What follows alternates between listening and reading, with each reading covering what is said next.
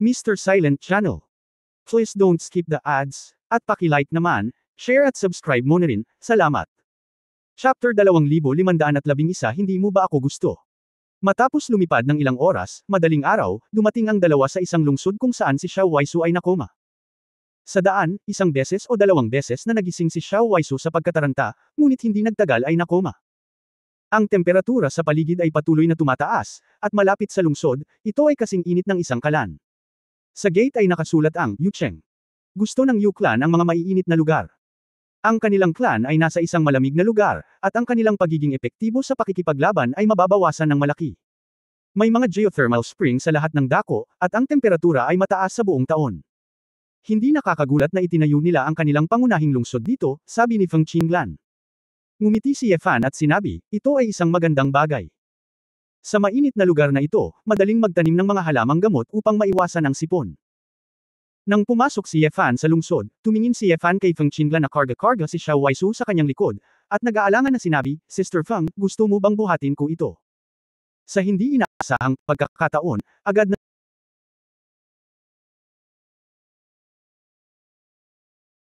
na sumang-ayon si Feng Qinglan, okay, babae ako. Ang pagkarga ng suso sa iyong likod ay talagang madaling maghinala, ipaubaya mo kay Kuya Leng. Malapit nang tumulo ang mga luha ni Ye Fan. Kung ito ay sarili niyang kahilingan, tiyak na iisipin ni Feng Qinglan na sinasamantala niya ang isang babae.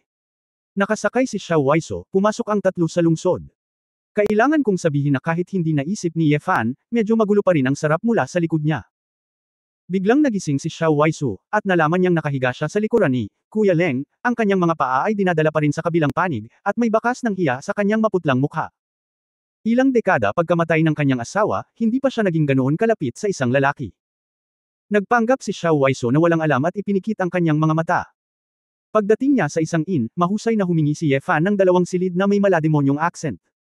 Natutulog siya sa isang silid ng mag-isa, at 2 babae sa isang silid. Tungkol naman sa pera, may nakuha siya noong nagnakaw siya ng damit matagal na ang nakalipas, at nagkataon na ginagamit pa niya ito ngayon. Nakita ni Feng Qinglan na mayroon siyang tunay na accent at binayaran niya ang pera, at natural na kumbinsido na si Ye Fan ay isang katutubong ng Demon God Kingdom. Matapos ayusin ang 2 anak na babae, mabilis na tumakbo palabas si Ye Fan para maghanap ng botika. Ang Demon God Kingdom ay talagang hindi gaanong naiiba kay Dazheng.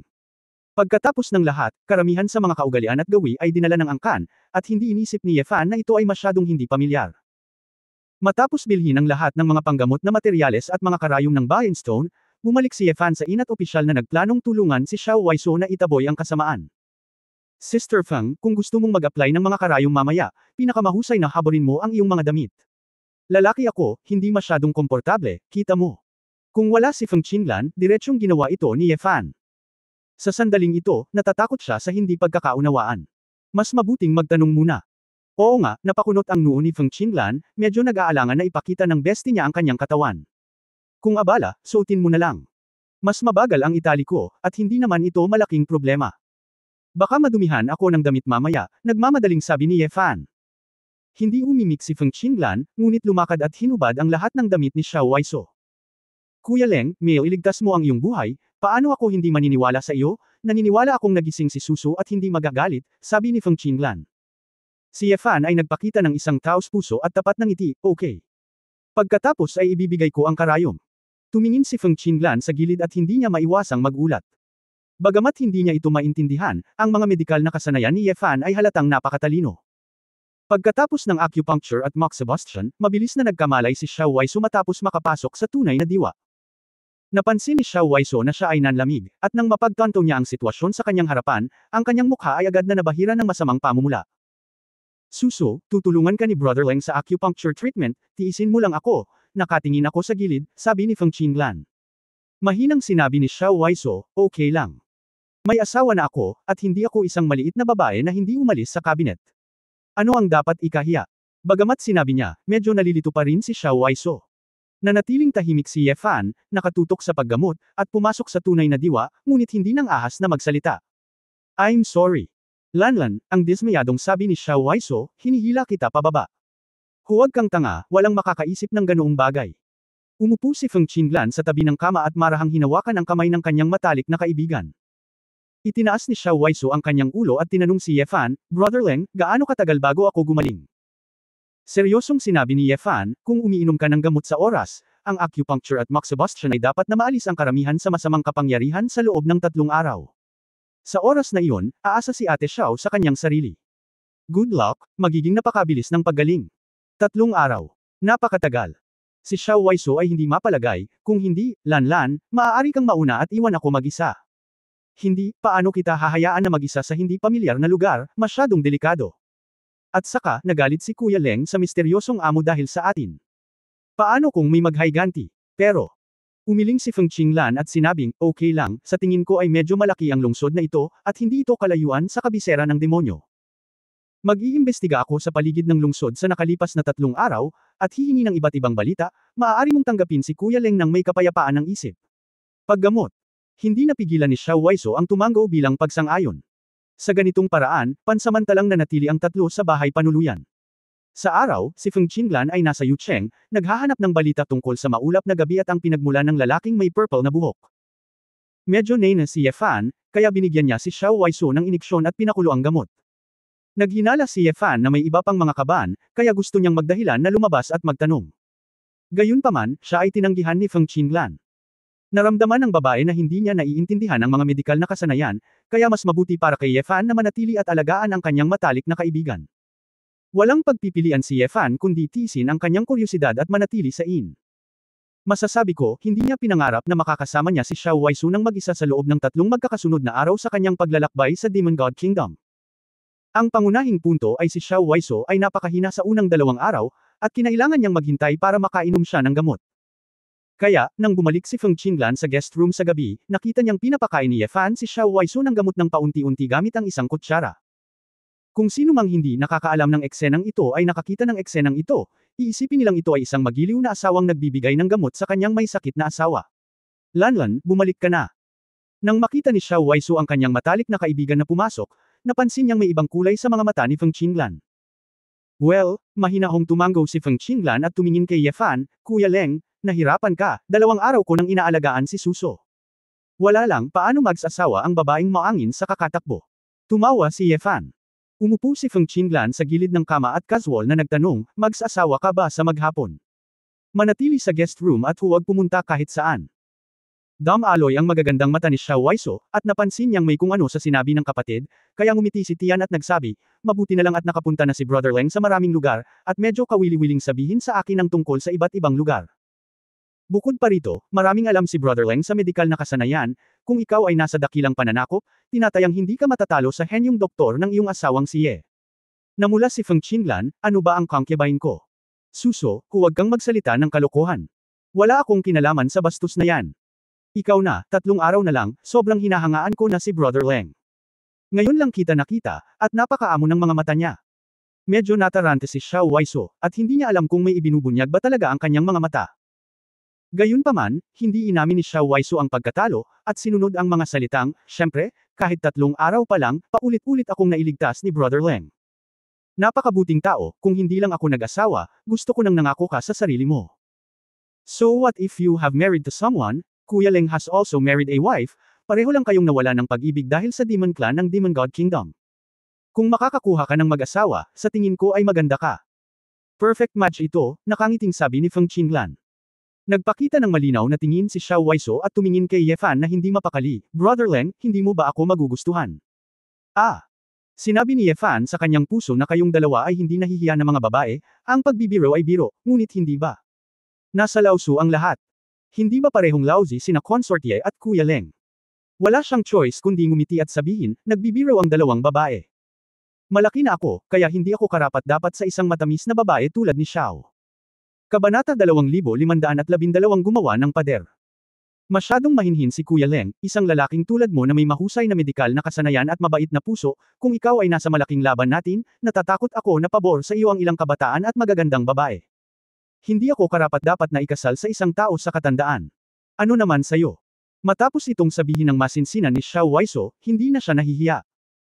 Talagang hindi ito katumbas ng halaga, at mayroon na akong isang tao sa aking puso, sabi ni Ye Fan na may walang muwang nangiti. Talagang ayaw ni Ye Fan na pag-usapan ang paksang ito, at palaging nararamdaman na magiging masaya ito. Si Su Qingzhou ay galit pa rin sa bahay.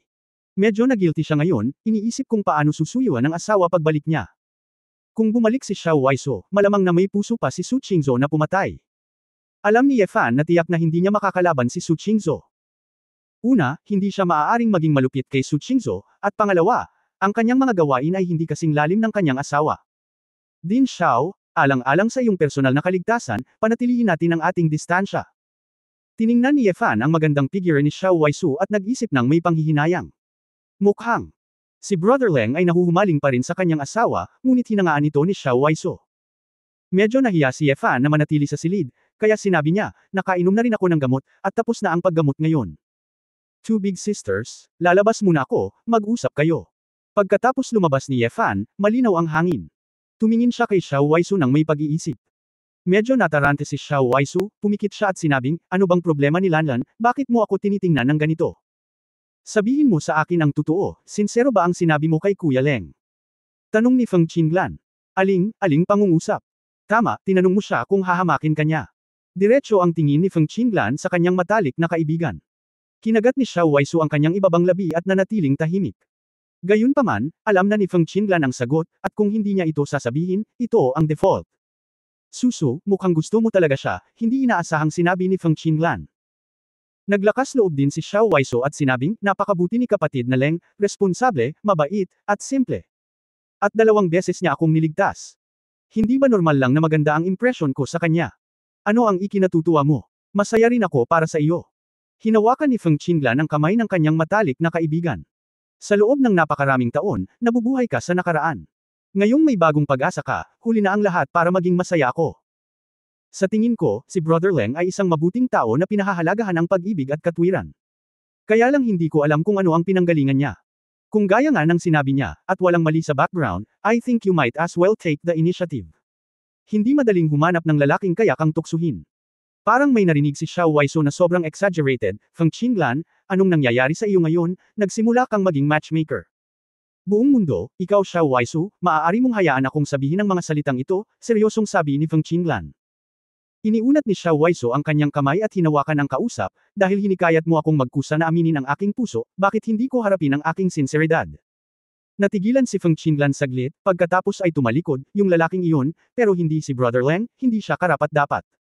Napabuntong hininga si Xiao Waisu, na parang hindi niya alam kung ano ang sasabihin. Ang hindi alam ng 2 babae ay nasa kabilang kwarto si Ye Fan, nakikinig sa kanilang pag-uusap. Kung ito ay isang ordinaryong duo tiyan, tiyak na hindi niya magagawa ang pagdinig na ito, at hindi siya makakapagtago kay Feng Qinglan. Sa totoo lang naramdaman ni Ye Fan na medyo walang hiya siya, ngunit hindi niya maiwasang gustong marinig ang usapan ng 2 babae. Hindi mahalaga kung hindi siya makinig, pagkatapos marinig ito, si Ye Fan ay mas nalilito. Hindi ko inaasahan na ang Peking Leng Xingchen ko ay talagang magpapatukso kay Xiao Waisu. Ito ay isang kasalanan, At ang mga sinabi ni Feng Qinglan ay medyo natulala kay Ye Fan, at ang kanyang imahe ay tila nahulog sa wala. Natural, hindi alam ng 2 babae na mag-eavesdrop pa ang good guy sa dingding. Lanlan, may narinig ka bang balita ngayon? Tanong ni Xiao Waisu na may pag-aalala. Kumunot ang noo ni Feng Qinglan at sinabing, ngayon, sa palengke, nakakita ako ng caravan na nag-uusap ng kakaibang bagay, ngunit hindi ko alam kung totoo ito o hindi. Ano? Sabi nila, may isang bagay mula sa sinaunang dagat sa malayo. Ang malaking halimaw na dumating sa Demon God Kingdom. Isa itong napakalaking itim na halimaw, na nakabitin sa itaas ng kagubatan malapit sa kabisera ng demonyo. Ito raw ay ang mahamog na night smoke wave ng kabisera ng demonyo, at walang sino man ang pinapayagang lumapit doon. I am guessing na ang bagay na ito ay may kaugnayan sa fog. May kinalaman ba si Yayanbo sa mga powerhouse na biglang lumitaw? Halimaw. Itim. Maaaring ito ay mula sa malayong kontinente ng sinaunang dagat. Ang 2 babae ang nag-uusap at naghuhula. Nagulat si Ye Fan sa kanyang puso. Ark. Kung totoo ang balitang ito, mayroon talagang pangalawang kaban. Ang mahamog na alon ng usok sa gabi ay halos isang malakas na tao na nabubuhay sa araw ng katapusan. Maiintindihan ni Ye Fan kung bakit gusto niyang maging Panginoon ng Demon God. Gusto ng arko ng mga kaluluwa, at ang mas makapangyarihang mga kaluluwa ay mas mabuti. At ang digmaan ay maaaring magsama-sama ng isang malaking bilang ng mga malalakas na tao. Tila ang mga powerhouse ng kaban na ito ang nasa likod ng digmaan sa pagitan ni Dasheng at ng Demon God Kingdom. Isang nakamamatay na layunin ang sumilay sa mga mata ni Ye Fan. Kinailangan pa ring pumasok ng malalim sa kaharian ng demonyo. Napakahalaga ng impormasyong ito. Ngunit mayroong pangalawang barko, na nangangahulugan na malamang na mayroong pangatlo o ika-4 na barko. Kailangan mong maging mas maingat. Hindi iniisip ni Ye Fan na siya ay talagang walang talo sa mundo. Nakita na niya si Suzuko dati sa eroplanong ito. Mahirap panatilihin ang ilang malalakas na tao, sa katunayan, ang lakas ay lumampas sa limitasyon ng eroplanong ito. Kinabukasan, binigyan ni Ye Fan si Xiao Waisu ng huling araw ng paggamot. Halos ganoon din ang inimbestigahan ni Feng Qinglan, at nagkataong nasa kwarto at hindi lumabas. Sister Xiao, pagkatapos mong inumin ang mangkok ng gamot na ito, dapat ay gumaling ka na. Maaari mong gamitin ang iyong sariling kapangyarihan upang maalis ang natitirang masasamang lason, sabi ni Ye Fan. Tiningnan ni Xiao Waisu ang gamot sa mangkok, kumurap ang kanyang basang mga mata, Kuya Leng, guguluhin na naman kita. Natigilan si Ye Fan, ibig sabihin gusto niya itong pakainin. Gayunpaman, naroon din si Feng Qinglan. Biglang tumayo si Feng Qinglan, lalabas ako at may gagawin ako. Bumilis ang tibok ng puso ni Ye Fan, akala ng dalawang babaeng ito ay tanga siya. Ito ay masyadong halata. Sa sandaling ito, kung sa pilitang tatanggi, ito ay makakasakit ng isang tao. Nagbuntong hininga si Ye Fan sa kanyang puso, kaya kailangan niyang umupo at bigyan ng gamot si Xiao Waisu. Paminsan-minsan ay sumulyap si Xiao Waisu kay Ye Fan habang umiinom ng gamot, at ang kanyang mga mata ay naging mas maamo. Kailangang isaalang-alang ni Ye Fan na pagkatapos ng paggamot kay Xiao Waisu, kailangan niyang iwan ang pangalawang anak na babae, kung hindi ay lalalim ang babae, hindi ba siya masasaktan? Pagkatapos uminom ng gamot, umupo si Xiao Waisu at nagsimulang mag-ehersisyo. Nang makita ang kanyang mga kilos, mapait na ngumiti si Ye Fan sa kanyang puso. Ang babaeng ito ay nakapag-inom ng gamot ng mag-isa ngayon, at ngayon ang lahat ng mga pagkilos na ito ay halos isang direktang pag-amin. Kuya Leng, maraming salamat sa nakalipas na 3 araw. Tulungan mo akong protektahan ang Fa. Pagkatapos kong gumaling, maaari na akong pumunta sa kalsada. Nakangiting tumanggo si Ye Fan, sige. Ang tagapagtanggol ay isang umutot. Nanatili lang si Feng Qinglan sa unang palapag ng inn at hindi lumabas, isiping tanga siya. Bilang tinatawag na babaeng humahabol sa male interlayer na sinulid, naramdaman ni Ye Fan na kailangan niyang pakapilan ng layer ng yarn na ito ng ilang layer, hindi, gumawa lang ng pader. Kabanata 2513 Ano ang pagkakaiba? Matapos magawa ni Xiao Waisu ang kanyang sariling mga ehersisyo, ang malakas na kakayahan sa pagbawi ng linya ng dugo ng Phoenix ay nahayag sa wakas. Pagkaraan ng ilang sandali, gumaling na si Xiao Waisu. Halos 3 araw ang naantala, at natural na kailangang umalis kaagad ang dalawang babae.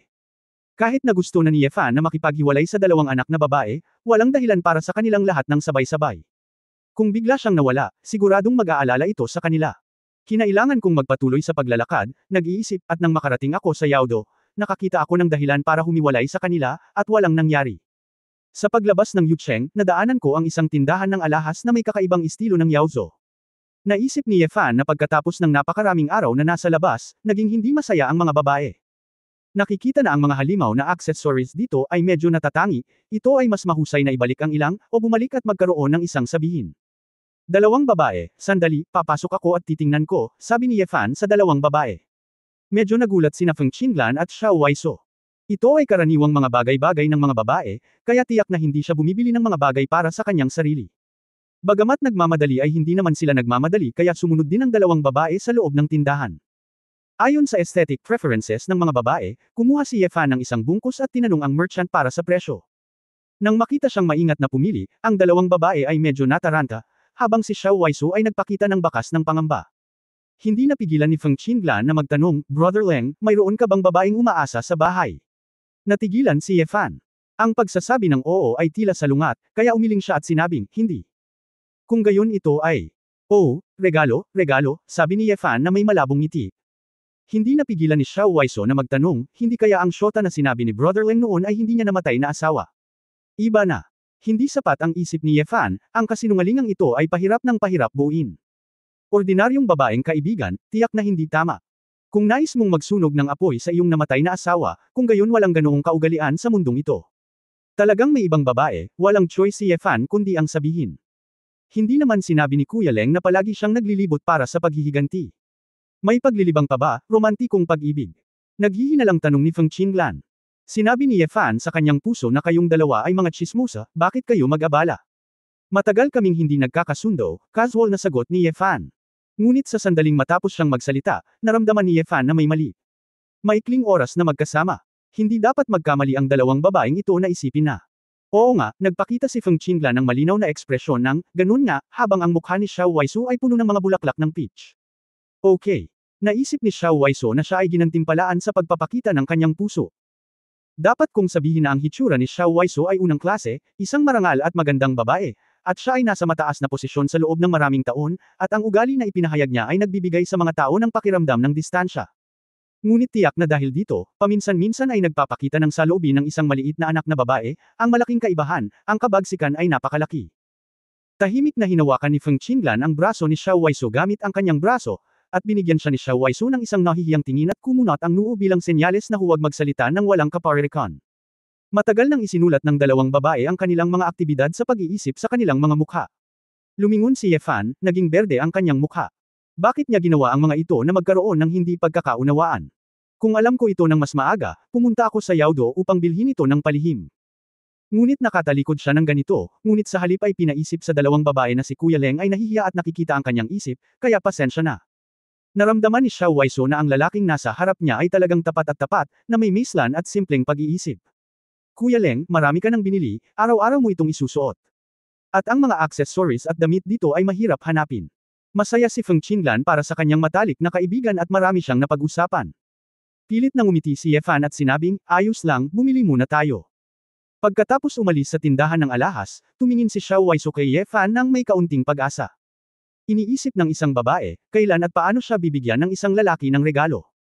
Medyo namula ang mukha ni Ye Fan nang makita siya, I'm sorry, Din Xiao, hindi ko talaga sinasadyang ipadala ka, kailangan mo. Isang magandang panahon. Pagkatapos umalis sa Yucheng, nagpatuloy ang tatlo sa kanilang paglalakbay. Na-encounter ang unang labanan sa buhangin nayon ng butiki, naging maingat din silang tatlo. Sa tuwing malapit sila sa ilang lungsod, sinubukan nilang magdahan-dahan at dumaan sa paglalakad. Sa pamamagitan ng paraan, maaari mo ring siyasatin ang ilang impormasyon tungkol sa itim na halimaw. Habang nasa daan, mas nag-usap sina Xiao Waisu at Ye Fan kaysa dati, at nag-usap sila ng mas pribado. Saan ang bayan ni Kuya Leng? Kuya Leng, may kamag-anak ka ba? Kuya Leng, ano ang gusto mong kainin?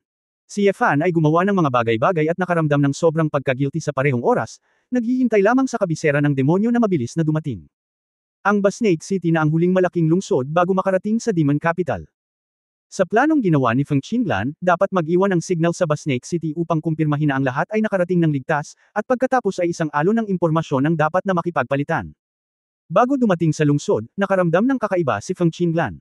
Mayroong hindi bababa sa 5 mga banal na lugar dito, na nakakalat sa paligid ng lungsod, at dapat mayroong ilang sadyang nakatago na cultivation base, sabi ni Feng Qinglan habang siya ay naglalakad. Napakarami. Maaaring karamihan sa mga Diyos ng demonyo ay hindi pa nakakapunta sa frontline battlefield. Kumunot ang noo ni Xiao Waisu. Bumulong si Ye Fan sa kanyang puso, hindi lamang 5 banal na kaharian, ngunit kahit isang kaguluhan, pati na rin sa lungsod. Hindi nakakagulat, ang kaban ay ganap na totoo. Nang pumasok ang tatlo sa lungsod, nakita nila ang isang malaking bilang ng mga anunsyo ng conscription na nakapaskil sa lahat ng dako. Nang dumating sila sa inang isang demonyong kaharian, gustong pumasok ng pangalawang anak na babae para kumuha ng isang bagay, at hiniling kay Ye Fan na maghintay sa labas. Alam ni Ye Fan na kukunin nila ang impormasyong iniwan ng ibang tao, kaya nagkunwari siyang walang alam at tumayo sa labas para tingnan. Nang pumasok ang dalawang babae sa istasyon, hindi napigilan ni Xiao Waisu na magtanong, Hoy, Lan, sino ang binigay mo sa alahas na binili ni Brother Leng? Kung para sa akin, bakit hindi mo ibinigay sa akin ng napakatagal? Ano nagmamadali ka? Andito lang ako, baka gusto kanyang ipadala kapag gusto niyang mapag-isa.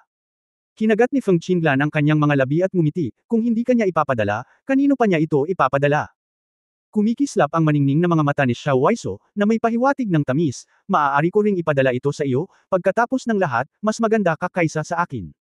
Imposible, ang paraan ng pagtingin niya sa akin ay ganap na iba sa paraan ng pagtingin niya sa iyo, sabi ni Feng Qinglan. Ano ang pagkakaiba?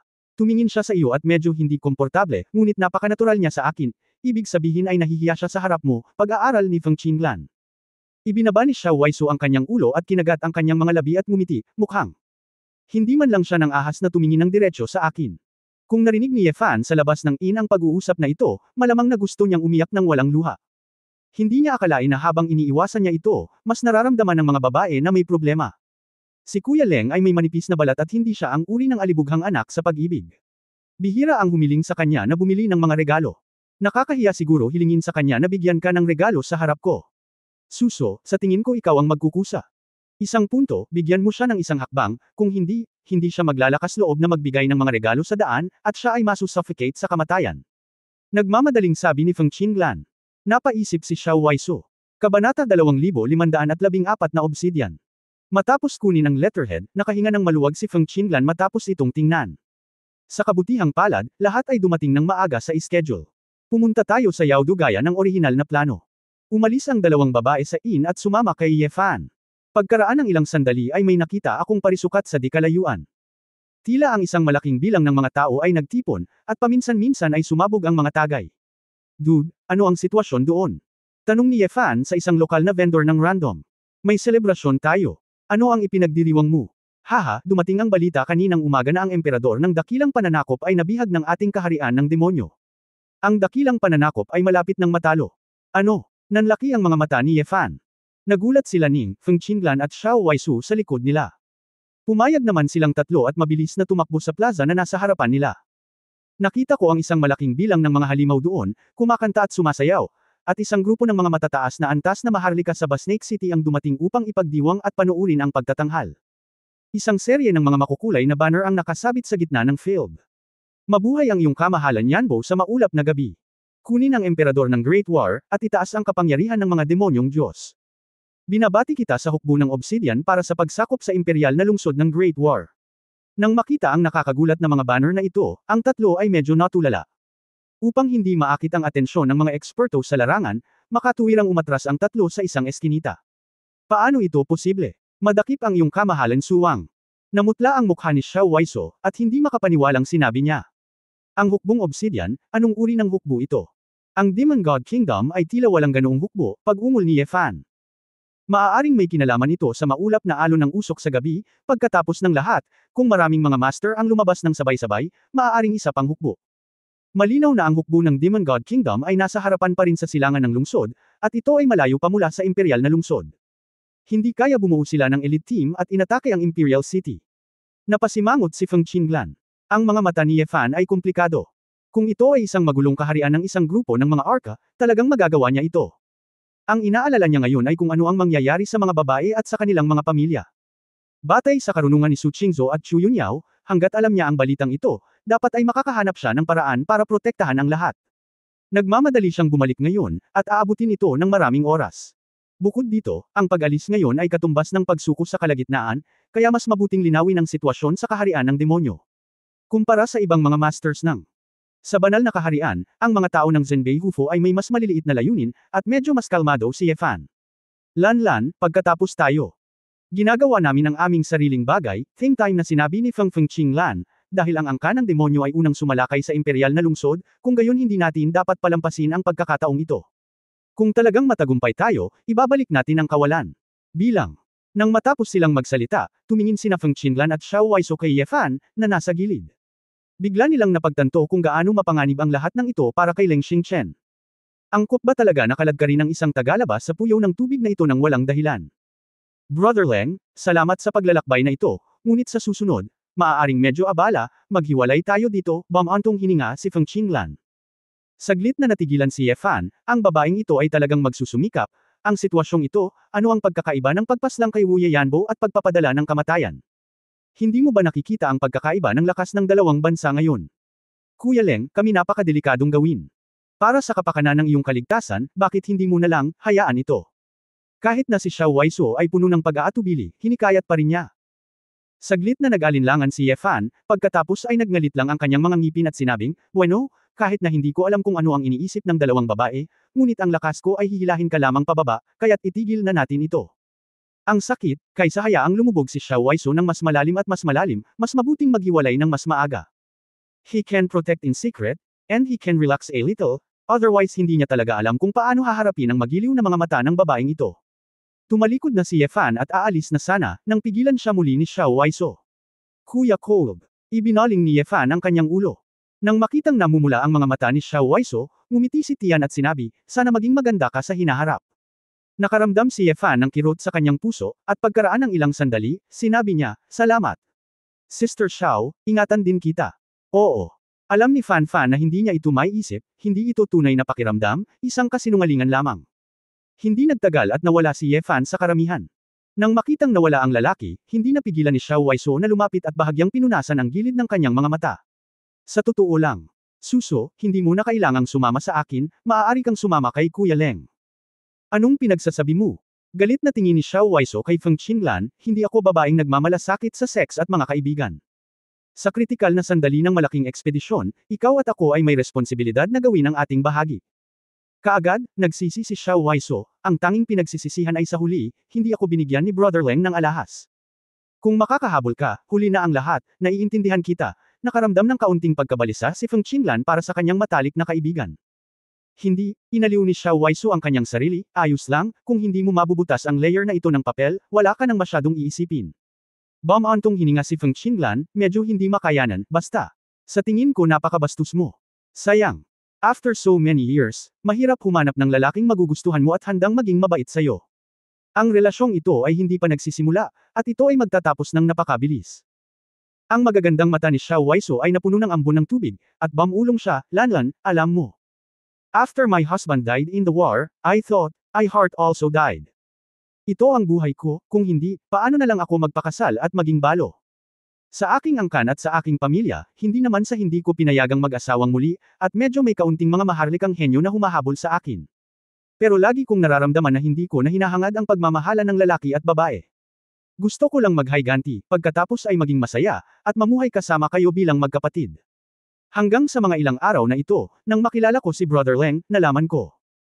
Hindi sa sarado ang puso ko, hindi ko na lang nakilala ang taong makakapagbukas ulit ng puso ko.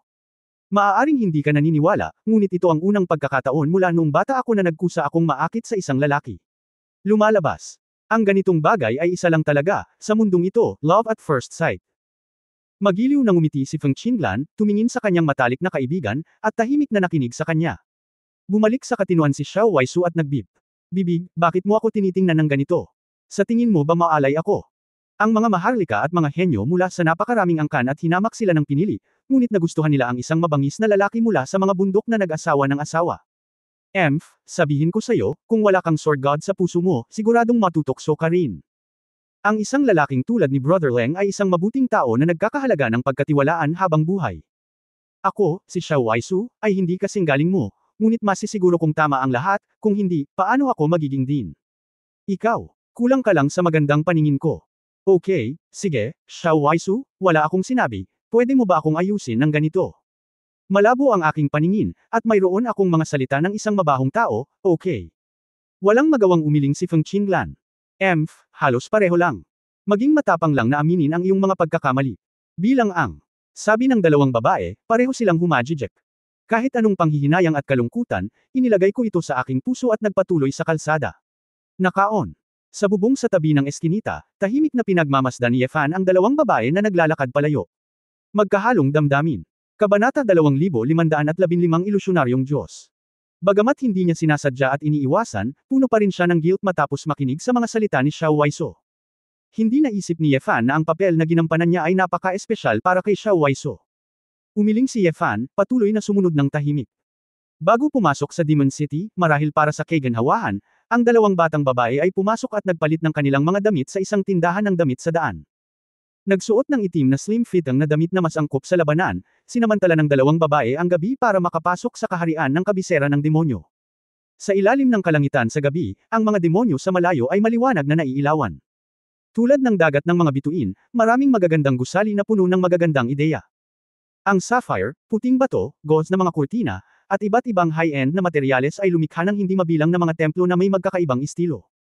Ang demonyong kaharian ay pinamumunuan ng angkan ng Chinkyu sa loob ng mahabang panahon, at ang angkan ng Chinkyu ay likas na maganda, kaya't natural na ang kabisera ng demonyo ay itayo ng napakahusay at eleganteng. Sa pagtingin sa malayo, hindi mapigilan ni Yefan na maramdaman na ito ang dapat na pinakamagandang lungsod na nakita niya sa prehistoric world. Bagamat hindi ito kasing ganda ng Odin Imperial City at hindi kasing unlad ng Dasheng Imperial City, totoo na may mga estetika sa mga detalye, tulad ng isang piraso ng jade. Ang dalawang batang babae ay hindi direktang pumasok sa lungsod, dahil ang mga demonyo ay binabantayan ng husto, at kailangan silang tanungin kapag pumapasok at umalis. Kaya, ang kanilang plano ay magtipon muna sa labas ng lungsod, at pagkatapos ay mag-isip ng paraan para makalusot ng magkasama. Tahimik na sumunod si Yefan, at dumating sa isang tahimik na lambak na mahigit 10 milya ang layo mula sa Yaodo. Ang lugar na ito ay medyo mapanglo, at ito ang lugar ng pagtitipon na pinili ni Feng Qinglan sa kanyang sarili. Biglang naramdaman ni Yefan na may mali. Ang grupo ni Feng Qinglan ay malinaw na 4 na banal na kaharian. Paano ba naman ay may higit sa 100 banal na kaharian sa paligid, at mayroon ding magulong kaharian? Maaaring ito ay masama. Nahuli ang dalawang babae. Sa oras na ito, nahulog din sa lambak sina Feng Qinglan at Xiao Waiso. Isang maliit na batis ang dumadaloy sa gitna, ngunit kung hindi, ang paligid ay tahimik. Elder Huang. Sumigaw si Xiao Waiso at walang nakitang tao. Nagtataka lang, biglang may nakita si Feng Qinglan at huminga ng malalim. Suso. Mag-ingat. Nalinlang tayo. Lumingon si Xiao Waiso, biglang natigilan ang kanyang mga mata.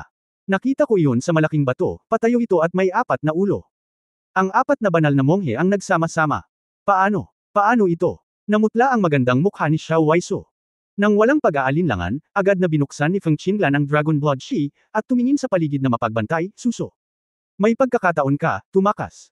Anong joke? Sabay na tayo. Samantalahin ang sandali.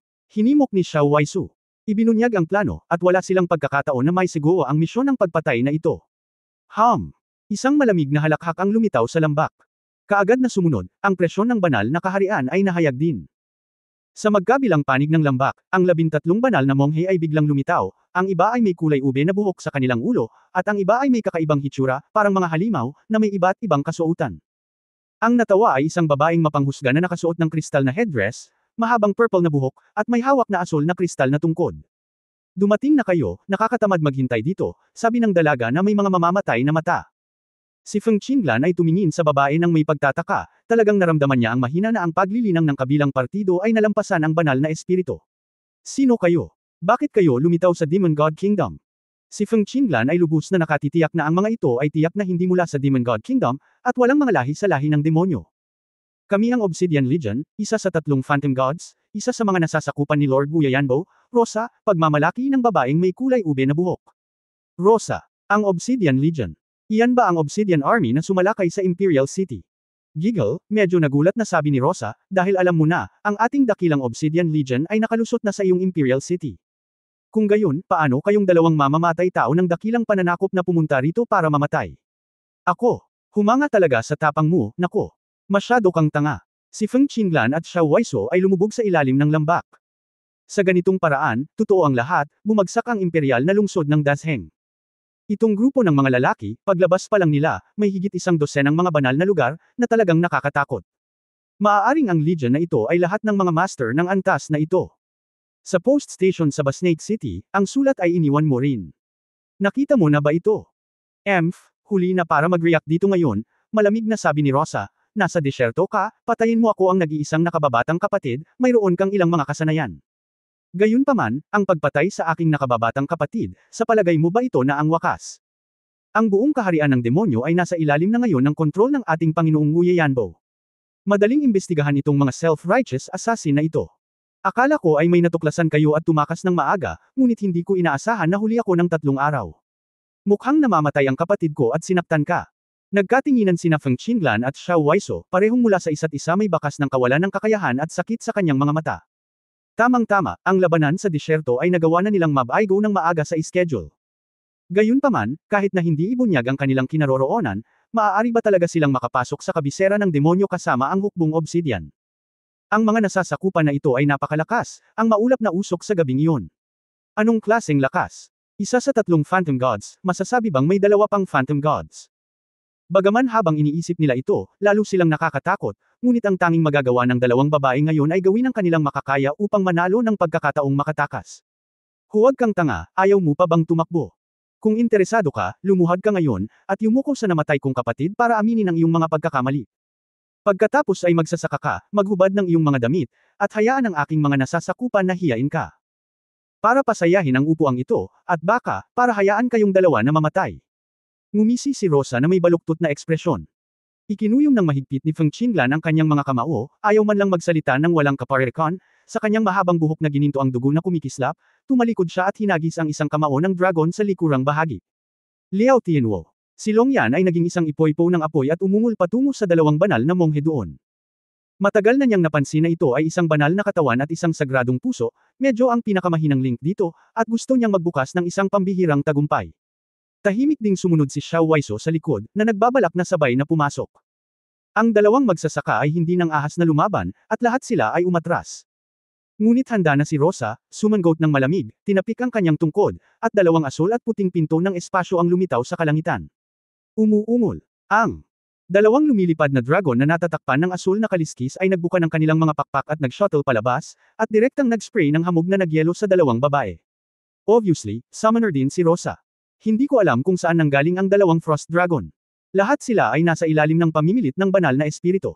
Bilang karagdagan, ang mga halimaw ay likas na mas malakas kaysa sa mga tao. Ang paghinga lang ay pipilitin na bumalik sina Feng Qinglan at Xiao Waiso. Si Feng Qinglan ay natatakpan ng Dragon Blood Armor, pinaandar din ni Xiao Waiso ang Red Lotus Burning Blood, at nagmamadaling umiwas. Dahil lang sayo, ayoko nang tumapak sa dalawang maliliit kong sanggol. Nakangiting sabi ni Rosa. Ang dalawang babae ay tumingin sa dalawang lumilipad na dragon na umaaligid sa kalangitan, at napagtanto na walang mapagtatagwan at walang paraan upang makatakas. Suso, nagsisisi ka bang sumama sa akin? Namula ang mga mata ni Feng Qinglan. Huwag kang tanga, pagsisisihan mo pag hindi ka dumating. Nakatalikod na sabi ni Xiao Waiso. Nakahinga ng maluwag si Feng Qinglan, kamatayan. Hilahin mo rin ang babaeng iyon pabalik. Biglang napagtanto ni Xiao Waiso na si Feng Qinglan ang nagplanong gamitin ang Dragon Slaying Thorn kay Rosa. Dahil hindi man lang siya makalapit sa katawan ni Wu Yanbo, isa lang sa kanila ang kaya niyang patayin. Gatlang M. Biglang may sumigaw mula sa itaas ng lambak. Sinuntok ng kamao sa dibdib mula sa likuran ng isang lalaking may kulay ube na buhok na nakasuot ng asul na damit. Kasunod ng isa pang palad na bakal, nabasag din ang ulo ng lalaki. Isang cultivator sa kaharian ng Holy Body ang napatay sa biglaang pag-atake. Sinota. Nagulat ang lahat ng naroon, at biglang nagbago ang mukha ni Rosa. Hindi ko inaasahan na may lalabas na iba, at hindi ito napansin ng lahat, kaya sobrang nakakatakot. Kabanata 2516 na nasaan ang sagrado. Ang bisita ay hindi nagsalita, ngunit naging isang itim na anino at tumakbo ng ligaw sa gabi, na nagmamadali patungo sa isa pang magsasaka ng katawan ng santo na mas malapit.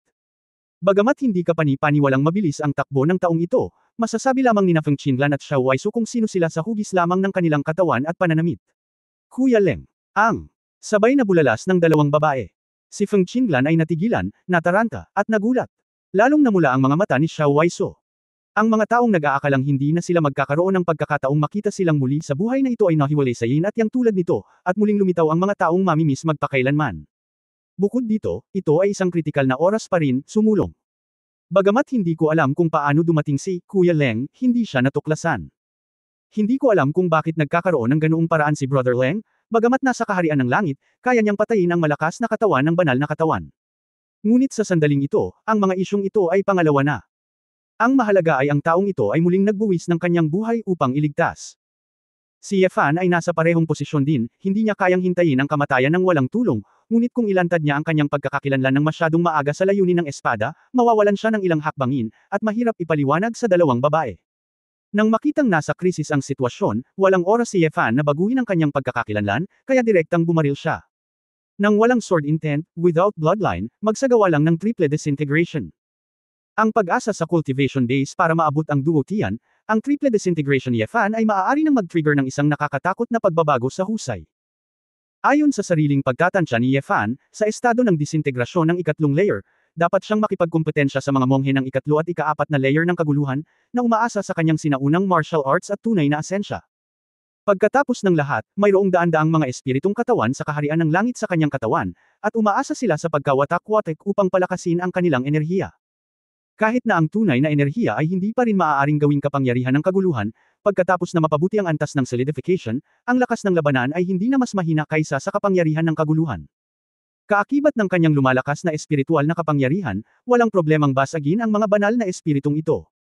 Sa oras na ito, ginamit ni Yefan ang Shrinking Earth Technique at lumapit muli sa isang Holy Body Cultivator, mabilis na hinawakan ang balikat at braso ng kalaban gamit ang dalawang kamay. Mukhang matagal nang hindi nakatagpo ng santukan na kalaban ang Holy Body Cultivator na ito, at hindi sinasadyang ginagamit ang kapangyarihan ng kaguluhan para paalisin si Yefan. Ngunit ang pangangatawan ni Yefan, matitinag ba ito ng shockwave ng kaharian ng Holy Body? Paano ito posible? Malinaw na hindi inaasahan ng cultivator ng Saint Body na ang taong ito na may mataas na antas ng cultivation ay talagang makakalaban sa kapangyarihan ng kaguluhan. Hindi na siya pinapayagang mag-react pa, ginamit na ni Yefan ang kanyang lakas. Tinatrato ang cultivator na ito bilang isang stone tablet, na may mabangis at walang kapantay na steel smasher, gumuhit siya ng isang fan sa hangin at binasag ito ng malakas sa batong pader sa tabi nito.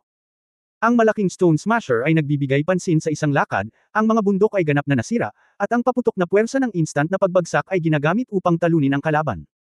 Si Yefan ay mayroon na ngayong isang kaaway laban sa marami, at wala siyang planong gamitin ang kanyang layunin sa espada. Natural, gusto niyang pumatay ng kalaban sa isang galaw hanggat maaari.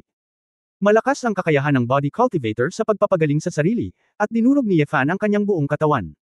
Bang! Nakita ko na ang katawan ng magsasaka ay durug-durog, ang kanyang mga laman loob at organo, at ang kanyang ulo at mga paa ay sumabog sa ambon ng dugo. Si Yefan ay agad na napuno ng magulong espiritual na kapangyarihan, na sinisira rin ang kanyang primordial spirit. Wala pang isang segundo, Eucharistia. Hindi huminto si Yefan, muling tumakbo ang figure, at tumangay sa mga natitirang miyembro ng Obsidian. Ang isang grupo ng mga monghe na naruroon ay nakakaramdam na ng takot, anong klaseng halimaw ito?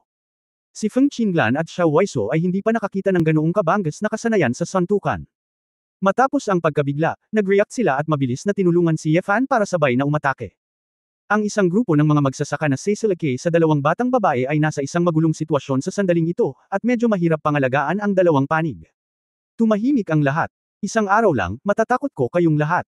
Ang mga mata ni Rosa ay kalmado, at sa isang alon ng kanyang mga tungkod, isang lumilipad na dragon sa kalangitan ang lumipad pababa patungo kay Yefan. Huwag mo siyang idamay sa lupa. Narinig ito ng isang grupo ng mga banal na kaharian at napagtanto na ito ang katotohanan, at lumipad sila sa kalangitan at binuksan ang linya sa harap. Nahuli na ni Yefan ang isa pang banal na kaharian sa oras na ito, at sa paggalaw ng nakagugulat na palad ng bundok ni Wudang, ibinuhos niya ang lakas sa kanyang mga bisig, tulad ng isang bundok na libu-libong milya, at direktang pinagdurog ang magsasaka. Nang makita ang lumilipad na dragon na umaatake, bumagsak ang malamig na hininga, at diretsyong lumipad si Yefan sa hangin. Ang hagdan ay patayo. Ang katawan ay tila ganap na nawalan ng timbang, at walang bakas ng afterimage. Sa isang iglap, iniwasan ni Yefan ang kanyang hininga at lumitaw sa tabi ng lumilipad na dragon. 5 Thunder Star Palm. Ang isang palad ay tumatama, tulad ng kulog, at nahuhulog sa kaliskis ng lumilipad na dragon. Ang magulong agos ng tunay na diwa ay nagpapainit sa lumilipad na dragon hanggang sa puntong kumikibot. Ang isa pang palad ay nahulog, at ang ulo ni Fei Long ay direktang nabasag. Hoy! Gatlang M. Maraming mga magsasaka ang sumipsip ng malamig na hangin, anong klaseng kapangyarihan mayroon ito para durugan ang ulo ng lumilipad na dragon? Tinapakan ni Yefan ang bangkay ng lumilipad na dragon na nahulog na, at muling ginamit ang hagdan ng mga ulap, at tumangay sa pinakamalapit na Holy Spirit Cultivator. May nakitang masama ang Holy Spirit Cultivator, at habang nagmamadaling umatras, ibinuka niya ang kanyang mga braso, at higit sa 12 electric fire formations ang lumitaw sa hangin. Boom! 12 ng thunderbolts ang sumabog mula sa hanay, at ang kapangyarihan ng kaguluhan ay naging 12 electric snake, na parabang ganap na sumangga si Yefan. Hindi masamang magic ang King Kong. Ang panloob na lakas ni Yefan ay ang langit ay puno ng tubig, ang gitna ay mapayapa, ang panloob at panlabas ay parehong nilinang, ang yin at yang ay balanse, at ang 5 elemento ay kumpleto. Kaya't hanggat maaari niyang matutunan ito, maaari niyang gamitin ang mundo martial arts. Natural na ginawa ni Yefan ang pinakamakapangyarihang internal magic ng Buddhism. Mula nang maunawaan ang sword intent, hindi gaanong ginamit ni Yefan ang iba't ibang martial arts sa kanyang isipan, ngunit ngayon, ginagamit na niya ito na parabang muling nagkita pagkatapos ng mahabang pagkawala. Mayroong isang Sol Emna at Sol Emna, Mar-Angle at determinadong gininto ang katawan na proteksyon ng katawan, tulad ng isang makapal na layer ng gintong kampanang bakal na pader, na nagpoprotekta sa Yefan. Ang kulog ay bumagsak kay Yefan, at sumabog ang malakas na liwanag, karamihan sa mga ito ay na-offset ng hindi masisirang mahika ni King Kong. Ang ilan sa kanila ay nahulog kay Yefan, at hindi sila maaaring magdulot ng malaking pinsala kay Yefan. Nababaliw na ang Holy Spirit Cultivator na iyon, at ang sarili niyang Holy Spirit Cultivation level, pagkatapos ng 12 thunderbolts, ay hindi makapatay ni isa. Gamitin natin ang iyong kulog. Muling ginamit ni Yefan ang 5 Thunder Star Palm upang ipasok ang nakapalibot na kulog at kidlat sa palm technique, at nang ishoot niya ito, ang kulog ay gumugulong. Boom! Ang Holy Spirit Cultivator ay nakuhanan ng litrato hanggang sa ganap na nolipol. Ang magkakaugnay at eleganteng, mabangis at mabilis na paraan ng pakikipaglaban na ito ay nagpatulala sa lahat ng miyembro ng Obsidian. Ang mga orihinal na gustong umatake, umatras na sa oras na ito. Kumusta ang lalaking ito na si Duo Tian, ang pangkalahatang Chaos Realm ay hindi masyadong malupit. 2 malalaking babae. Go! Nandito ako. Nakita ni Yefan na may gap, kaya ang 2 babae ay nagmamadaling tumakbo. Medyo nabaliw din sina Feng Qinglan at Xiao Waiso. Hindi pa sila nakakita ng isang tao na may napakarilag na kasanayan sa santukan, gaano kasagrado ang malamig na bituin na ito. Hinahabol ng Duo Tian ang banal na espiritu. Sa sandaling pinaalalahanan sila ng lalaki, nakita nilang napakahirap talagang manatili, kaya tumango na lamang sila. Nang makitang aalis na ang 2 anak na babae, naghanda ng husto si Rosa. Huwag mo nang isipin iyon. Gumalaw ang kanyang figure, nakaharang sa daan ng 2 babae, at sa parehong oras, ang mga tauhan ay konektado, at higit sa 100 asol at puting mga bilog ang lumitaw. Lumabas kayo, mga anak ko. Namutla ang mukha ni Feng Qinglan, kung isang dosenang halimaw na antas ng dragon ang ipatawag, paano sila makakatakas? Ito ay malapit sa kabisera ng demonyo. Kung hindi ka mabilis makalabas, mahirap lumipad. Ang susi ay kunin si kapatid na Leng, na nagbuwis ng kanyang buhay para iligtas siya, para ilibing ng magkasama. May determinadong tingin sa magagandang mata, at direktang kinuha ni Feng Qinglan ang isang dark golden dragon pattern artifact mula sa space bag, tulad ng isang pocket artillery piece. Lan, ikaw.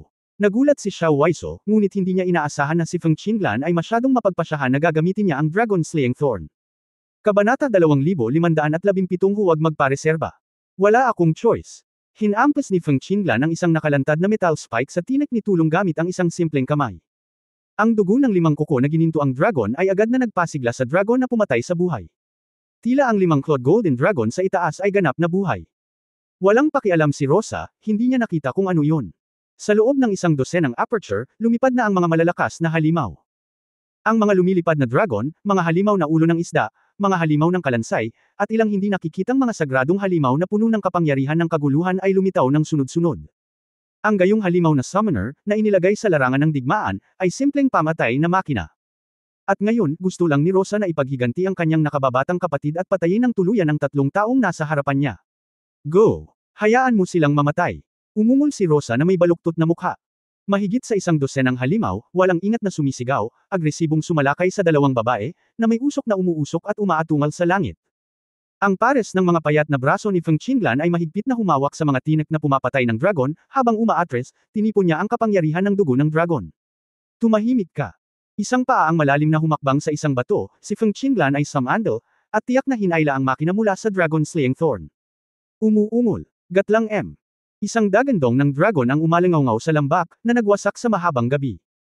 Nakita ko ang nguso ng tulong thorn, pagkatapos mag-flash ng hindi mabilang na golden light spots, biglang naglabas ng supernova explosion like high-intensity light.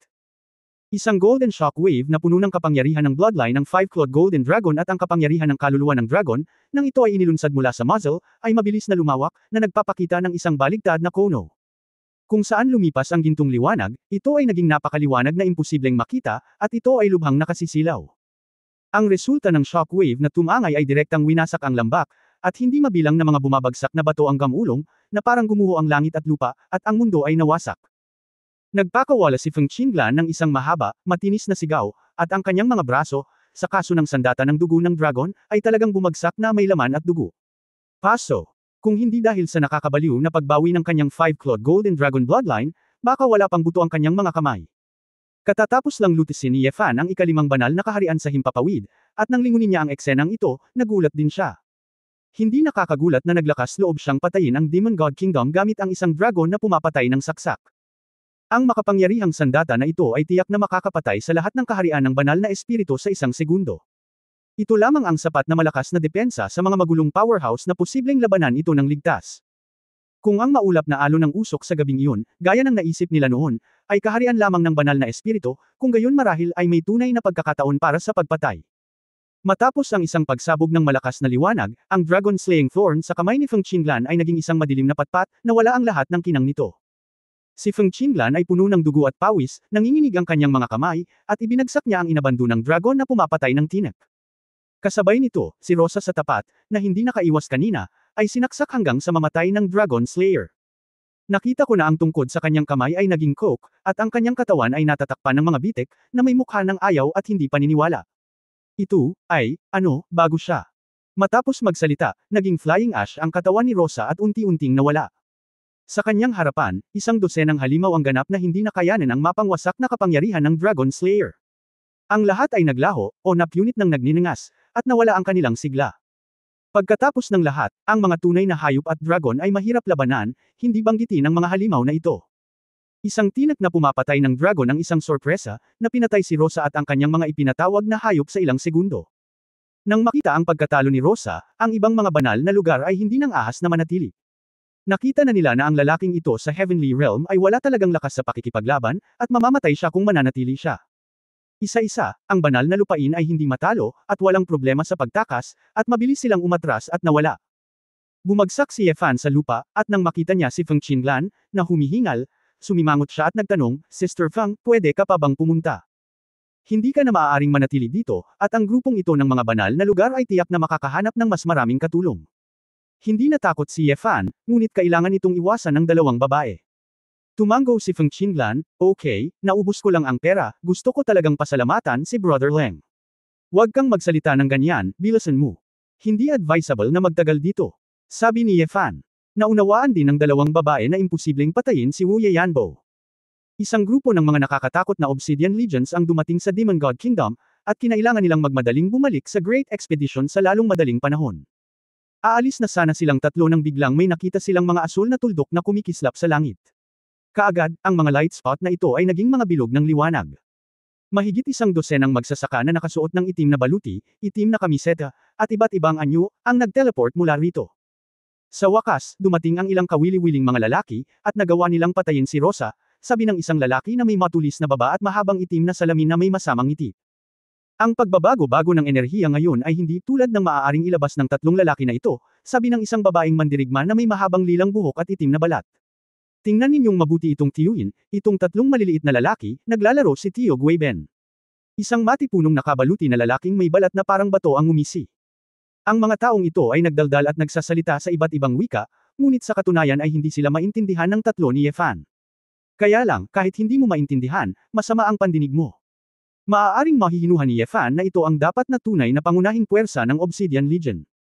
Dahil, ang mga taong ito ay nasa Chaos Realm. Akala ko noong una, ang Obsidian Legion na ito ay hindi kasing dekalidad ng mga tao sa Arca ni Delia. Ngunit ngayon ay tila malamang na hindi lang sa Chaos Realm ang kanilang kukunin, kundi pati na rin sa Sacred Realm. Ito ay maaaring, isang puwersa ng katapusan ng mundo na mas nakakatakot kaysa sa Gang ni Delia. Kuya Leng. Biglang tumawag si Xiao Waisu sa sandaling ito. Si Yefan ay bumalik sa kanyang katinoan, at nang siya ay lumingon, nakita niya na ang mga mata ng babae ay puno ng ambon, at ngumiti, huwag kang matakot, Miss Xiao, nariyan ako. Pinag-isipan niya ito at may hagis lang ang dalawang babae sa space ring. Bagamat maaaring ilantad nito ang kanyang pagkakakilanlan, walang ibang paraan. Masyadong delikado ang tumakbo kasama ang dalawang babae. Mas madaling mag-isa. Umiling si Xiao Waisu, ngumiti ng mahina, at naglabas ng damit ng isang lalaki. Pagkahiwalay ko noon, akala ko luma na ang damit mo, kaya bumili ako ng bago.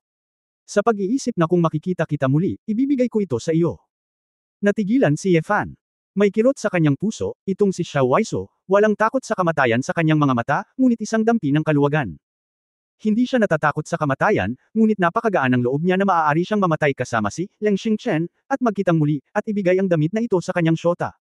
Naisip ni Yefan ang larawan ng pagpunta nila sa tindahan ng damit upang magpalit ng damit, ngunit ngayon ay alam na niya na si Xiao Waisu ang gustong bumili ng damit para sa kanya. Sa kalangitan, tila hindi nagmamadali ang mga sundalo ng Obsidian Legion. Anong larawan ito? Isang pagtatapat bago maghiwalay. Ang mahabang buhok na itim na babae ay ngumiti sa isang sinaunang wika, ito ay talagang isang pares ng masisipag na magkasintahan, pinakagusto ko ang eksenang ito.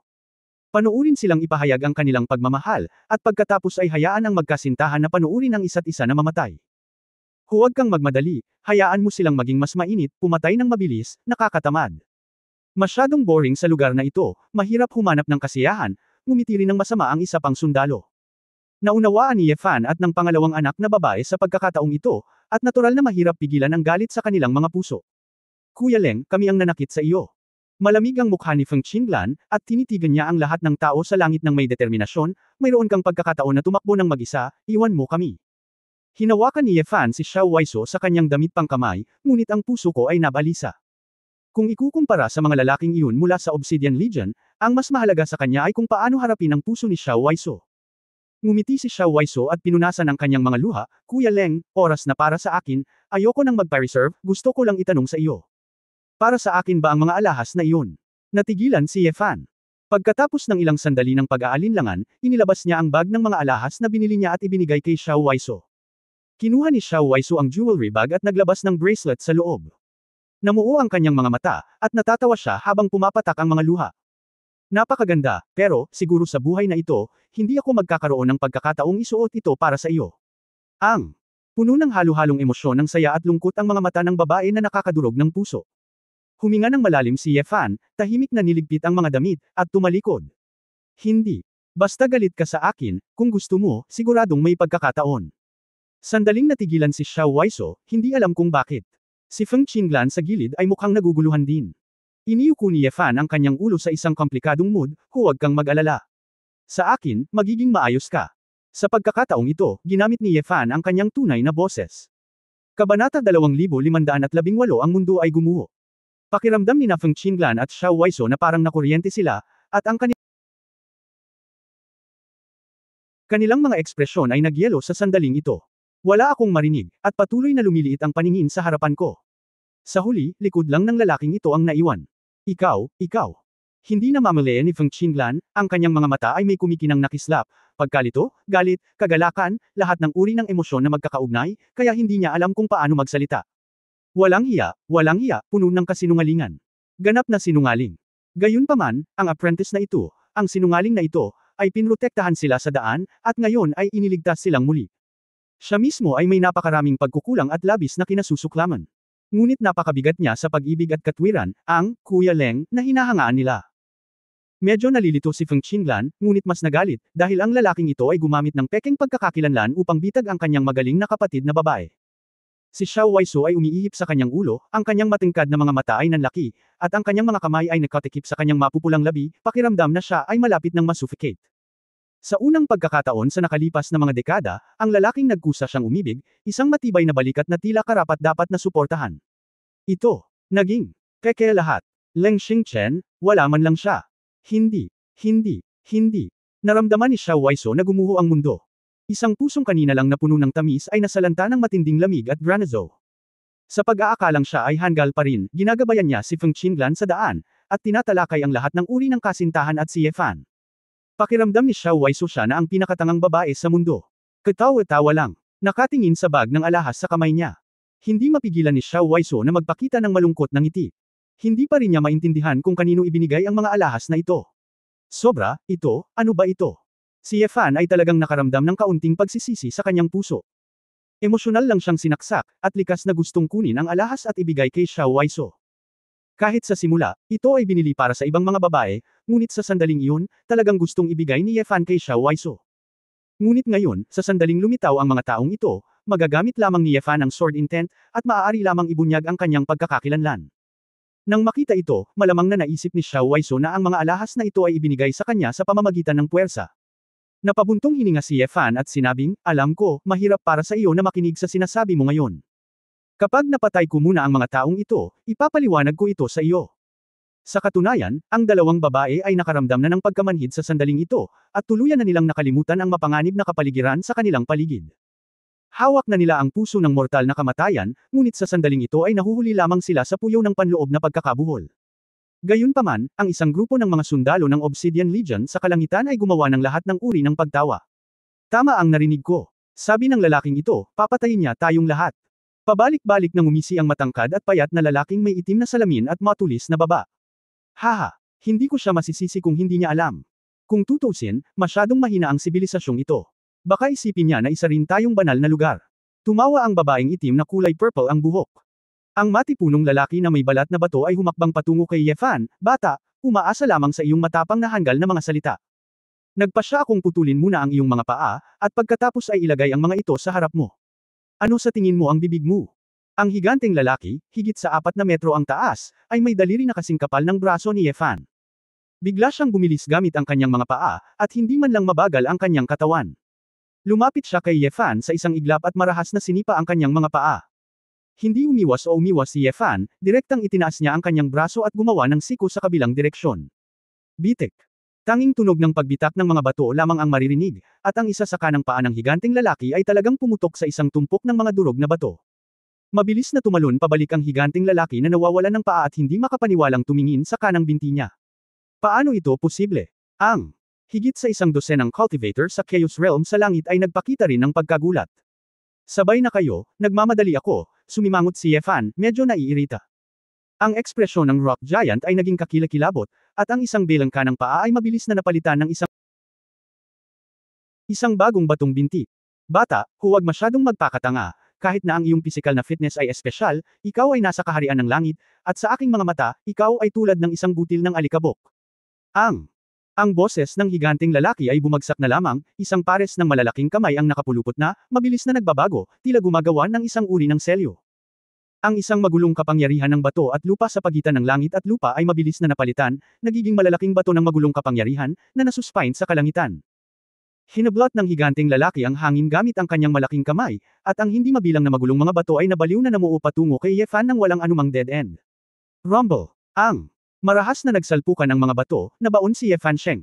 Sa isang kisap mata, ang posisyon ni Ye Fan ay naging isang malaking magulong rock sphere. Haha, tumikim ang higanteng bato, mukhang sobra ang puwersa, at napakabilis ng kamatayan, ngunit nakakainip. Ngunit bago bumagsak ang mga salita, isang walang kapantay na takot at pressure ang nagpang-inag sa puso ng mga Obsidian Warriors sa audience. Ito ba? Bago ang Rock Giant ay maaaring mag-react, nakita niya ang isang lumilipad na espada sa rock sphere na naging isang sinag ng bahaghari at sumambulat. Bang! Si Phaegian ay napakabilis, at nang halos makita niya ito, ang higanteng lalaki ay walang oras para umiwas. Hindi sapat na tusukin ng isang espada ang ulo ng higanteng Rockman, at higit sa isang dosenang lumilipad na espada ang sunod-sunod na lumipad palabas, lahat ng ito ay kasing bilis ng mga laser, at ang anino ng espada ay hindi nakikita. Bang bang bang!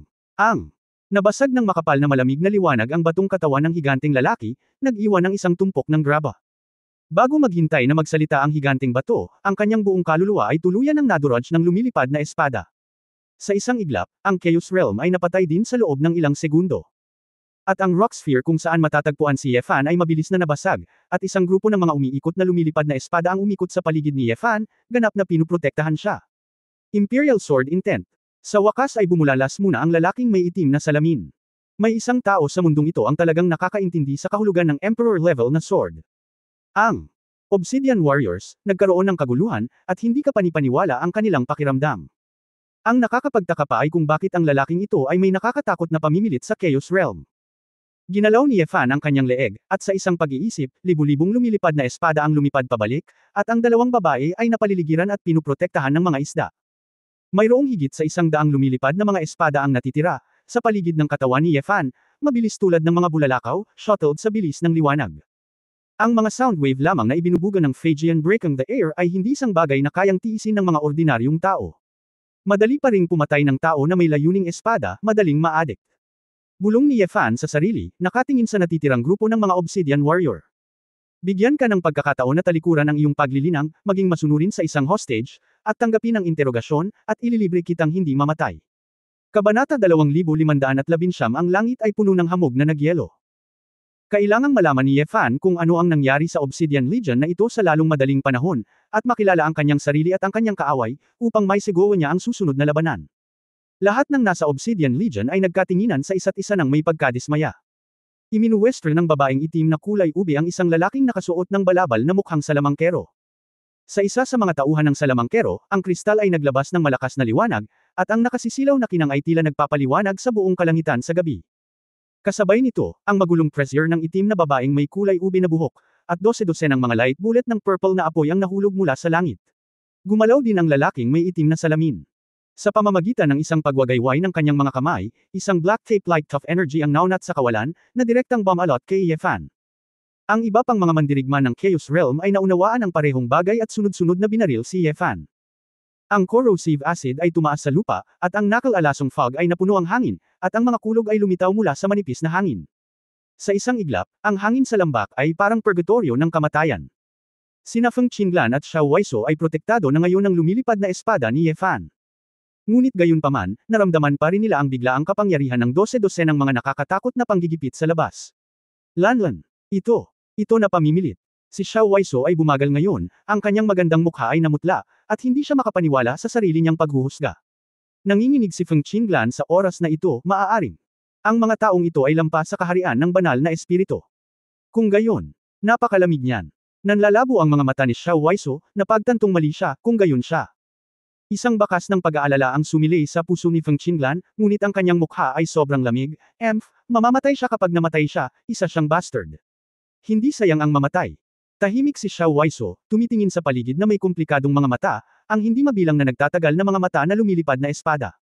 Ang mga espadang ito ay bumubuo ng isang kalasag, tulad ng isang pares ng malalakas na armas na puno ng seguridad, hawak ang mga ito sa loob nito. Samantalahin ngayon. Simulan ang teleportasyon. Sigaw ng babaeng itim na kulay ube, at handa na ring kumanta ang cloak mage. Isa-isang lumitaw ang mga asul na bilog, at ang natitirang dosenang mga tao ay nagplanong mag-teleport palayo sa lalong madaling panahon. Ang diskarte sa labanan ay malinaw. Sila ay mga nakaligtas sa katapusan ng mundo, ngunit hindi sila mga palaban. Kapag nakatagpo ng isang malakas na tao, kahit na mayroon silang isang kalamangan sa mga numero, hindi nila nais na maging isang malakas na kaaway. Kung ikaw ay magiging isang Kanyan Kunpei, hindi ba ito ay masyadong isang kawalan? Sa makatuwid, pagkatapos matuklasan ang malupit na lakas ni Ye Fan, ang unang reaksyon ng lahat ay mauna. Mag-isip ng pangmatagalan.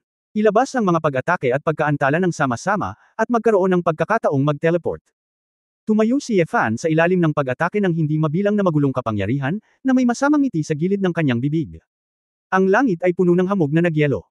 Nakita ko ang daan-daang lumilipad na espada na lumilipad sa kanyang katawan, lahat ay nakaharap sa langit. Mahigit isang dosenang magsasaka sa gitna ang bumaril sa isang iglap. Sa pamamagitan ng prinsipyo ng pagpapadala ng butil, ang pamamaraan ng pakikipaglaban sa espada ni Ye Fan ay patuloy na hinahabol ang bilis na malapit sa liwanag. Ngayon, ang kanyang lumilipad na espada ay tila itinutulak ng isang makina na gawa sa hindi mabilang na mga particle. Ito ay ganap na naiiba mula sa orihinal na swordsmanship. Sunod-sunod na malamig na liwanag ang tumagos sa lahat ng kapangyarihan ng kaguluhan, at bago pa makapag-react ang mga monghe, napasok na nila ang kanilang mga katawan. Puff puff. Ang ibig sabihin ng sobrang bilis ay sobrang mataas na lakas ng pagsabog. Sa walang kapantay na layunin ng espada, sinisira at tinatagos nito ang lahat. Matinding tumatagos na tunog, na sinasabayan ng mga pagsabog ng hiyawan. Nataman ang salamangkero, at naputol ang teleportation magic. Ngunit hindi tumigil ang halos magaan na pag-atake ni Phaegian. Nakita ko si Bailey na gumuhit ng mga lumilipad na espada sa hangin na parang bakal at pilak na kawit, pabalik-balik, at lahat ng mga obsidian na mandirigmang ito ay nabasag sa mga sawan. Tila ilang daang metro ang distansya sa pagitan ng mga taong ito, ngunit ang distansyang ito ay wala sa Phaegian. Ang mga monghe na ito ay nakakita lamang ng kaunting malamig na liwanag na kumikislap, ngunit hindi nila makita kung saang direksyon nang gagaling ang lumilipad na espada. Mabilis. Masyadong mabilis. Ang ilan sa kanila ay maaari lamang umiwas sa pamamagitan ng kanilang matalas na pangunawa at napakabilis na bilis ng paggalaw. Ngunit dahil halos bumuo si Phaegian ng isang intertwined network, napakaliit ng puwang para makatakas. Si Ye Fan mismo ay nakatayo sa lugar, pinuprotektahan lamang ang kanyang sarili sa layunin ng espada, at hinaranggan ang lahat ng pag-atake ng kapangyarihan ng kaguluhan. Sa kabilang banda, para sa dalawang babae sa likod, si Ye Fan ay nag-ingat na mag-apoy sa Sword Intent Flame para harangan ang pinsala mula sa labas. Ang trick na ito na, Frost Over the Sky, ay isang sword fighting technique na pinagkadalubhasaan sa pamamagitan ng karagdagang panganggapa mula sa 6 na kislap ng malamig na liwanag. Matapos ang mahigit 200 taon ng pagsasaliksik, si Ye Fan ay nakagawa ng maraming tagumpay sa layunin ng espada, paggalaw ng espada, at kontrol sa espada. Ngayon, maaari niyang gamitin ang pinakamabilis na bilis ng paghawak ng espada upang kontrolin ang higit sa 100 lumilipad na mga espada, upang makamit ang epekto ng pagiging tulad ng isang malamig na liwanag sa kalangitan, tulad ng 1,000 punto ng hamog na nagyelo. Ang buwan ay bumabagsak at ang kalangitan ay puno ng hamog na nagyelo, na eksakto ang eksena ng diskarteng ito sa pakikipaglaban sa espada. Pagkaraan ng ilang sandali, nawala ang kapangyarihan ng kaguluhan sa paligid. Si Ye Fan ay pamitik ng kanyang mga daliri bilang simbolo, ang malamig na liwanag sa kalangitan ay tumigil sa pagkutitap, at naging isang senadorhan Phaegian, na hindi umabot ng 100 patak ng dugo, at bumalik kay Ye Fan, masunarang naghihintay ng mga utos. Sunod-sunod na bumagsak ang mga bangkay mula sa langit. Ito ay hindi gaanong bangkay, ito ay ilang pira-pirasong tissue. Para sa kanilang espiritual na katawan, matagal na silang nadurog ng uswang sword intent. Naramdaman ito ni Ye Fan at nalaman na mayroon pa ring kalahating patay, kaya maluwag siyang naglakad. Okay, hindi patay. Nalaman ni Ye Fan na ang lalaking ito ay ang mayabang na lalaking may itim na salamin. Isa na lang ulo at pangitaas na katawan ng lalaking ito. Bagamat maaari niyang baguhin ang hugis ng kanyang katawan, hindi siya makakabawi sa maikling panahon dahil sa layunin ng pagpatay sa pamamagitan ng espada. Ubo-ubo. Ang mga itim na baso ay nagdure ng ilang subaw ng dugo, at sinabing may takot na ekspresyon, hayaan mo. Bitawan mo ako. Kaya kung gawin ang lahat ng gusto mo. Ayokong mamatay. Sumimangot si Ye Fan at sinabing, sabihin mo muna sa akin. Ako, paano ka nakaligtas? Siya ay labis na naguguluhan. Ito ay nangangahulugan na ang mga taong ito ay nasa ika-1 hanggang ika-5 na antas ng kaguluhan, at hindi nila dapat mapaglabanan ang kanyang hamog na nagyelo. May butas ba ang kanyang sword intent? Ako.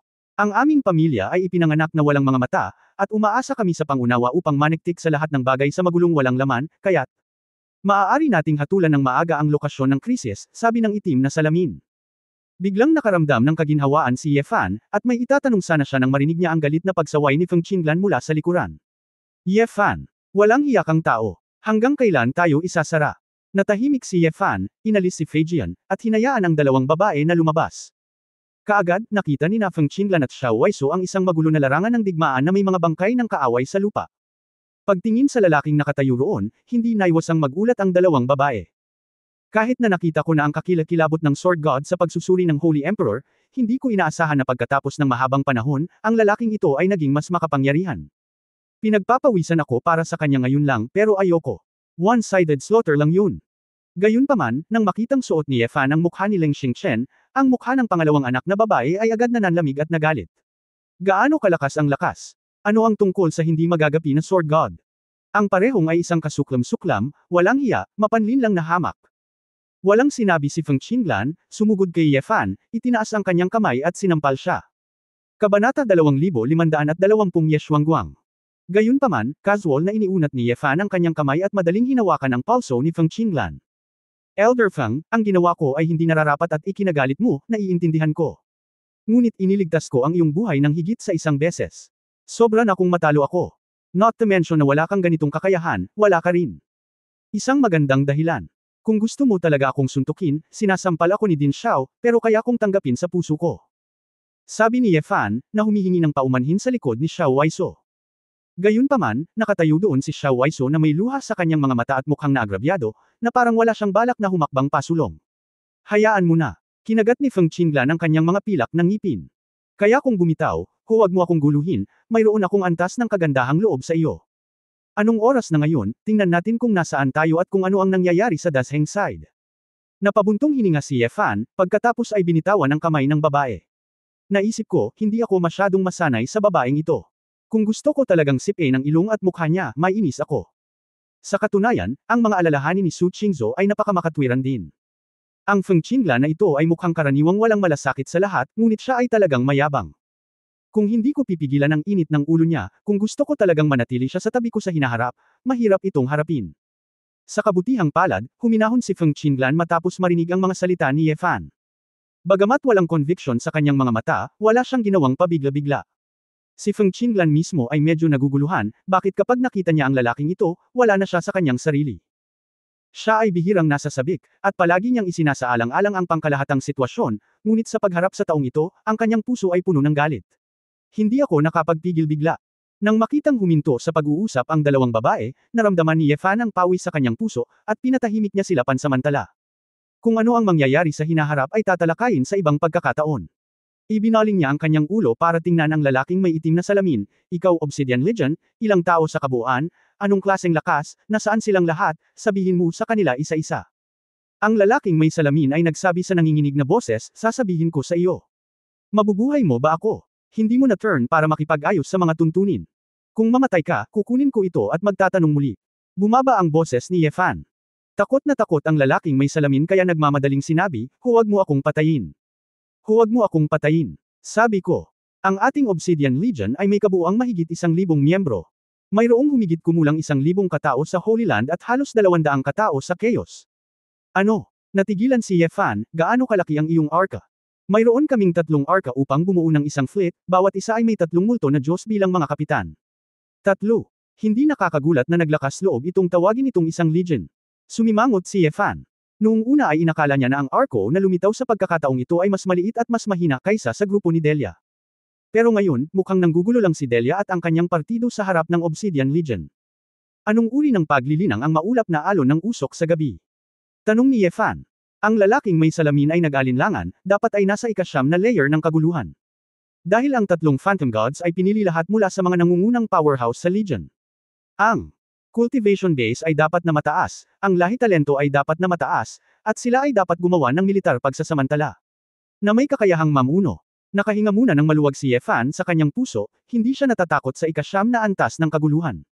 Kahit na 3, kailangan niyang lumaban ng kaunti, at hindi niya magagawang talunin siya. Pero biglang may kumirot sa isip ko, at bigla kong naramdaman na may mali. Napili. Sinabi mo na ang 3 Phantom Gods ay pinili ng isang tao. Hindi sila ang mga pinuno ng Supreme Legion. Tumango si Black Spectacles, syempre hindi, ang tagapagtatag ng Legion, ang pinakamataas na kapangyarihan ay nasa kamay ng Xuanlong Emperor, His Majesty Ye Xuanguang. Sinasabing nakatapak na siya sa mahigit 30 sibilisasyon, at pinalago niya ang Obsidian Legion.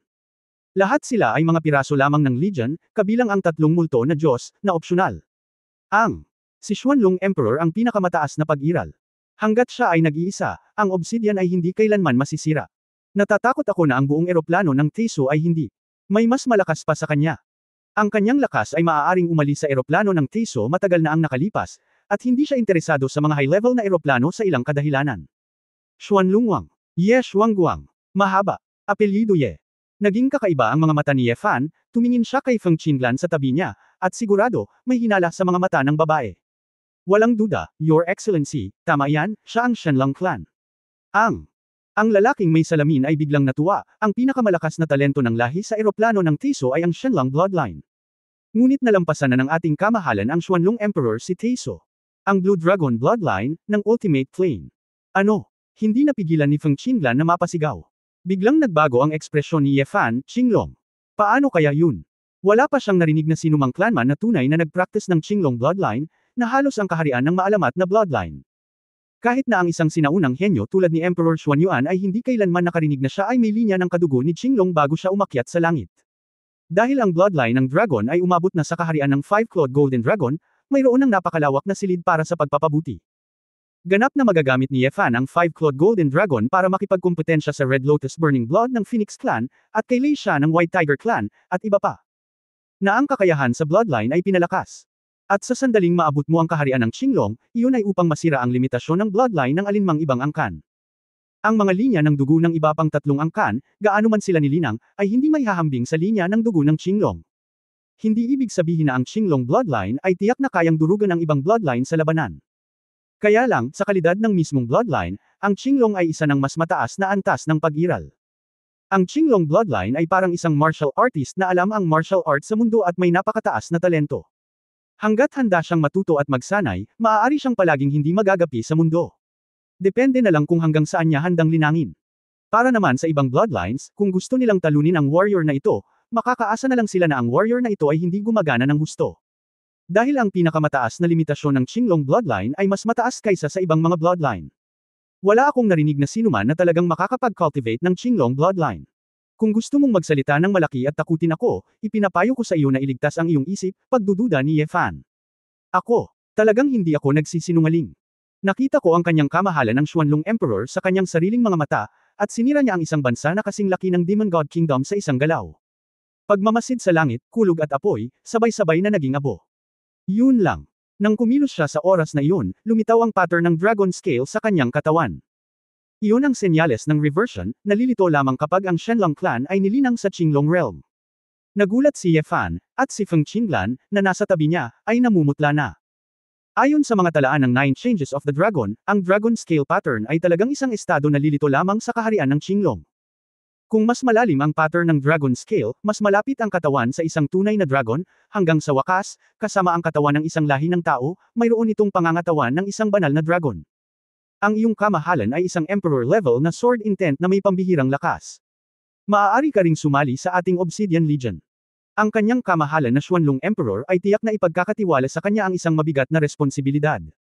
Gayunpaman, ang sibilisasyong ito ay halos wala na, at ang iyong kamahalan ay dapat na makahanap ng paraan. Sa eroplanong ito ng Teiso, natatakot ako na walang malakas na tao na maihahambing sa ating kamahalan ang Xuanlong Emperor. Kumpiyansa na mungkahi ni Black Spectacle. Pagtatapos ng kabanatang ito. For more updates, click on the notification bell.